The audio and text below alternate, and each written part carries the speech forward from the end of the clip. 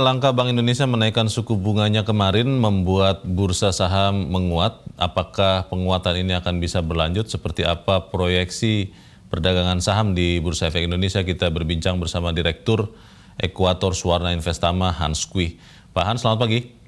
Ya, selamat pagi Pak Dio. Ya, Pak Hans, kemarin indeks menguat salah satunya disebabkan karena Bank Indonesia kembali menaikkan suku bunganya. Kalau diakumulasi dari Agustus itu sudah naik 225 basis poin, 2,25%.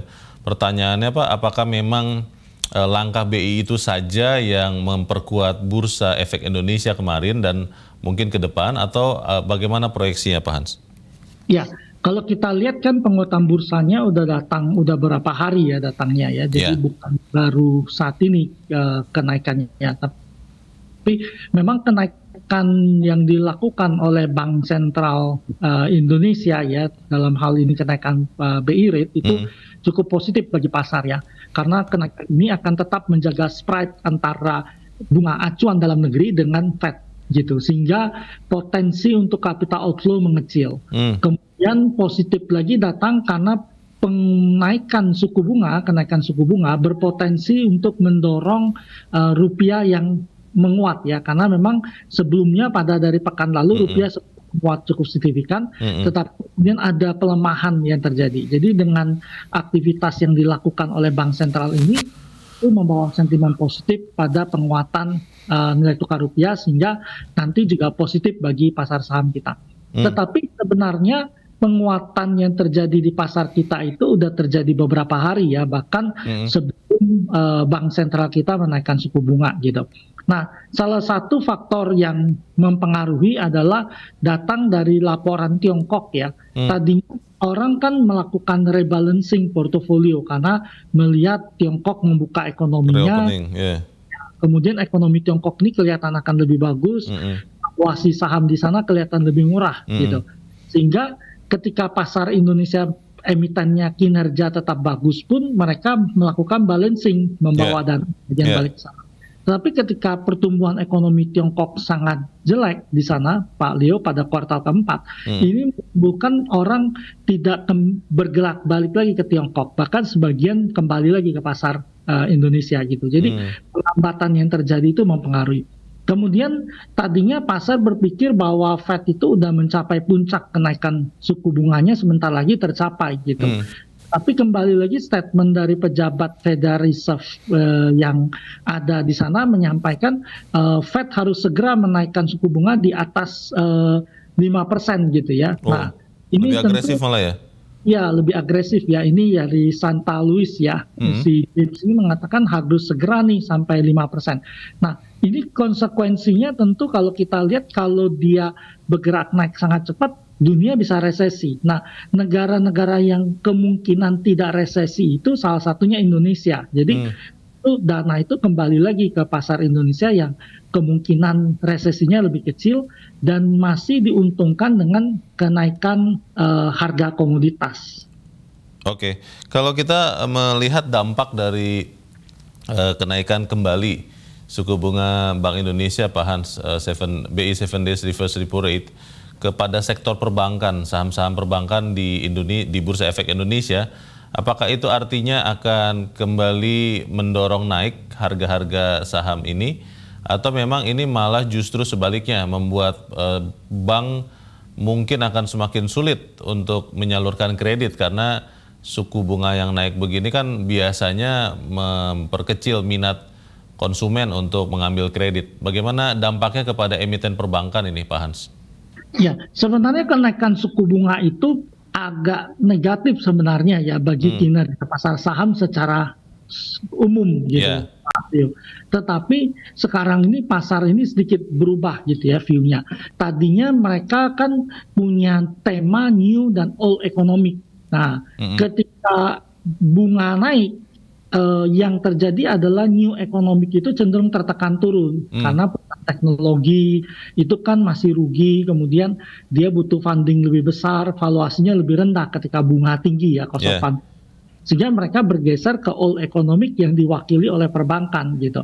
Nah, ini yang menyebabkan saham perbankan dianggap yang termasuk paling netral ya ketika bunga naik, karena mereka bisa mentrupas kenaikan bunga tadi kepada konsumen mereka.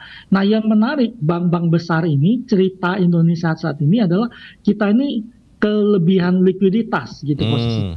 Jadi likuiditas kita cukup besar gitu ya, dan sehingga kalau kita lihat duit itu tuh tidak bisa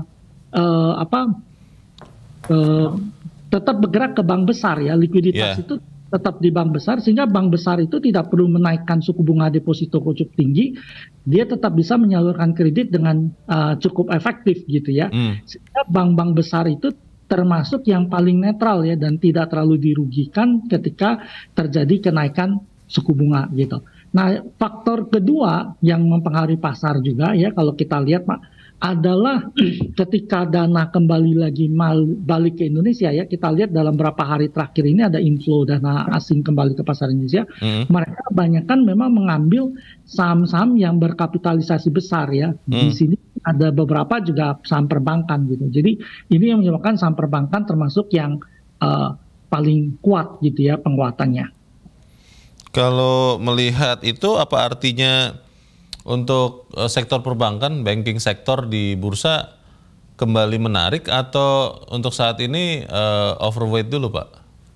Ya, memang kalau kita lihat, saya melihat bahwa sektor perbankan ini kita harus pakai lebih trading ya posisinya ya.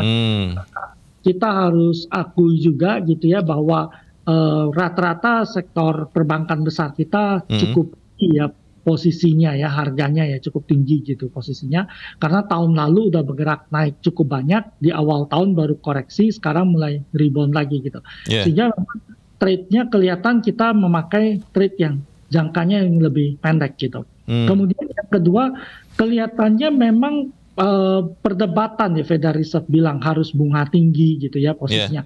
Tapi kita melihat sebenarnya kelihatannya Fed itu udah hampir di puncak suku bunga ya. Kemungkinan edisi Februari itu ada kenaikan 25 basis poin. Kemudian kita akan melihat paling ada satu kali lagi kenaikan. Sesudah itu di semester kedua Fed itu akan menurunkan tingkat suku bunga mereka gitu posisinya ya. Jadi kemungkinan pasar akan berubah lagi ya, karena perusahaan telco, kemudian perusahaan teknologi itu akan cukup menarik gitu ya posisinya. Jadi tentu sektornya pasar akan berpindah-pindah posisinya. Jadi saat ini kenaikan sektor perbankan ini lebih untuk jangka pendek ya, lebih bagus untuk trading. Untuk trading ya.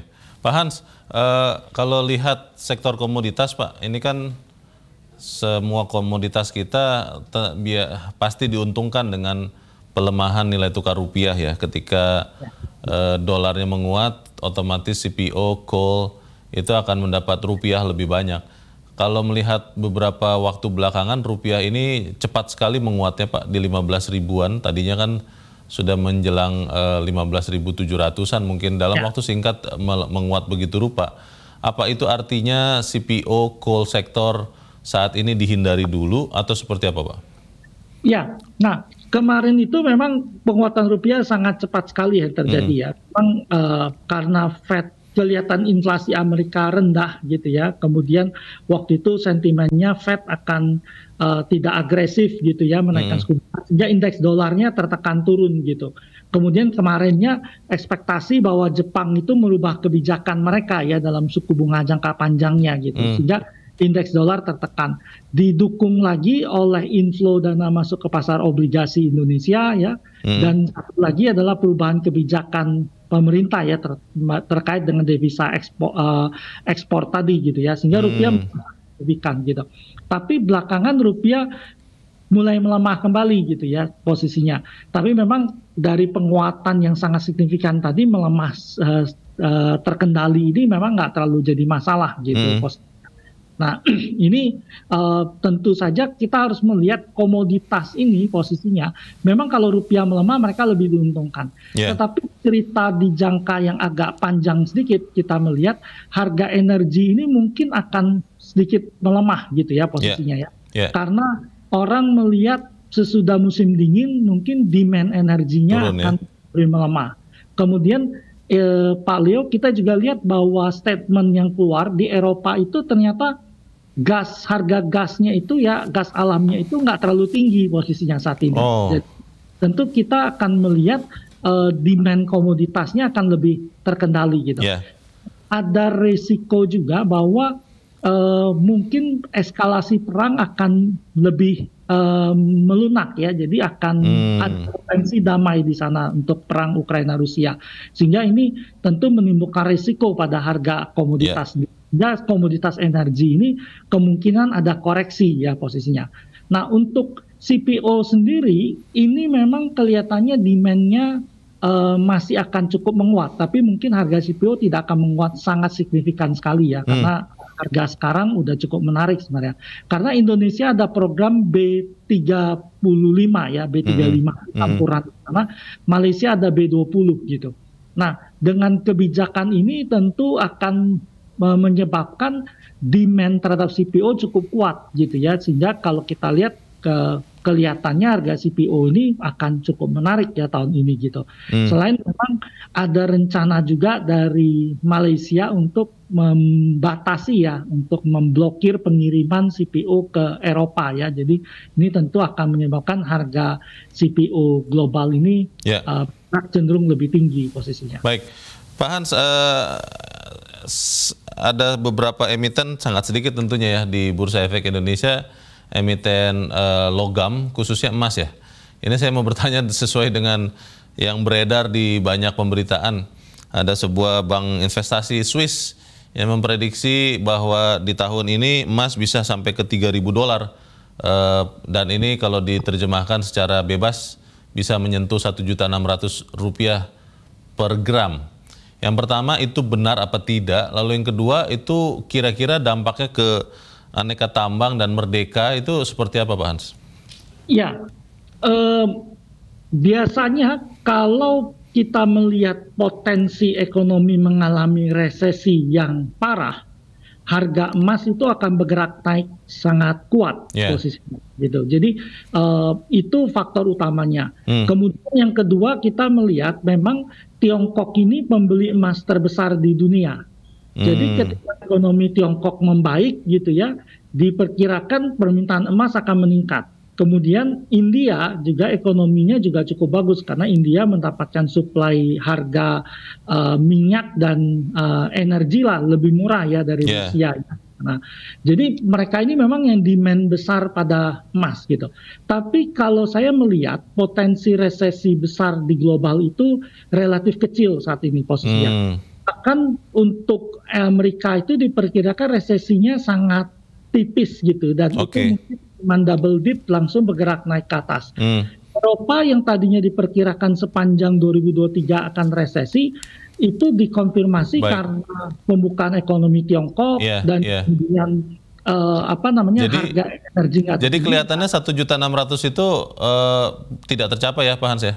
Ya, saya pikir nggak bisa sampai setinggi itu. Gitu, Baik, kita ikuti nanti pergerakannya seperti apa. Tapi untuk saat ini terima kasih Direktur Ekuator Suwana Investama Hans Kui sudah mencerahkan kami. Selamat pagi Pak Hans. Ya, selamat pagi.